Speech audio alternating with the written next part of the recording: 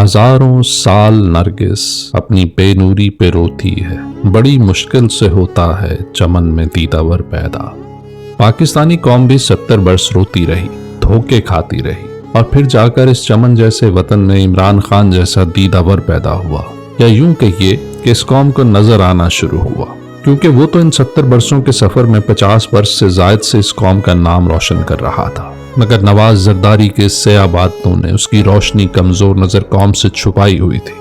इमरान खान जैसा लीडर यकीनन बहुत मुश्किल और सदियों में पैदा होता है। खुश नसीब होती है वो कौम जिसको ऐसा लीडर मिलता है, जिसकी मामला फहमी और इल्म जिंदगी के हर शोबे में एक माहिर जितना होता है।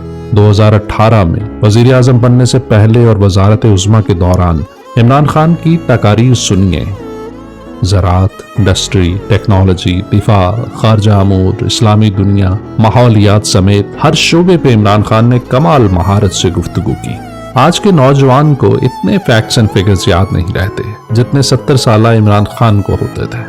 इमरान खान की इसी महारत और इल्म की वजह से पाकिस्तान कोरोना जैसी वबा से कामयाबी से निकला, दुनिया के लिए मिसाल बन गया। इमरान खान का सेहत कार्ड प्रोग्राम अमेरिका, बरतानिया, फ्रांस जैसे ममालिक में भी दस्तयाब नहीं था। उसका एहसास प्रोग्राम एक रेडी वाले, छोटी दुकान वाले से लेकर बड़े बिजनेस शुरू करने वालों के लिए एक नेमत था।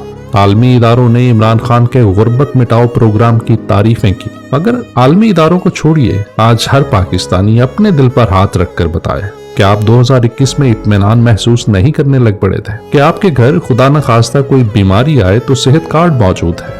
आपको कारोबार के लिए कर्जा चाहिए तो नौजवान कर्जा स्कीम मौजूद है। आपको अपनी फसलों के लिए सहूलियात चाहिए तो किसान कार्ड और सस्ती खाद प्रोग्राम मौजूद है।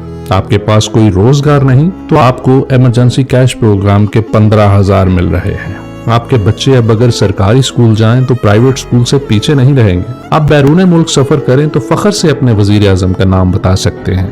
अगर आप बैरून मुल्क मुकीम हैं तो आपके खिलाफ होने वाले इस्लामोफोबिया हमले अब दरगुजर नहीं किए जाएंगे, बल्कि आपका लीडर सख्त रद्द-ए-अमल देगा और 15 मार्च इस्लामोफोबिया के खिलाफ जंग का दिन मनाया जाएगा।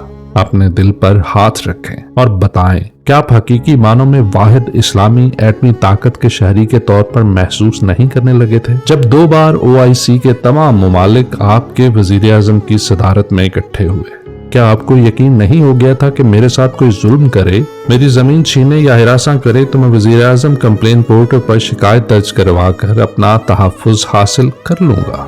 हमारी ये खुशहाली ज्यादा पुरानी नहीं, सिर्फ 2 साल पहले की बात। हम बतौर कौम खुश थे, इत्मीनान में थे। फिर किसने हमारी पीठ में छुरा घोंपा और वापस चोरों डाकुओं को हम पर मुसल्लत किया? किसने कौम का लीडर कैद किया जो हर शोबे पर गहरी नजर रखता था? ऐसे लीडर का 76 वर्षों में कोई सानी तक नजर नहीं आया। क्या कौम को ऐसे दीदावर, कदावर, अजीम लीडर से महरूम रखना वतन से मोहब्बत है? हरगिज़ नहीं। ये मुल्क दुश्मनी, कौम दुश्मनी, नस्लों से गद्दारी है। ये दुश्मनी खत्म करो, कौम का लीडर रिहा करो।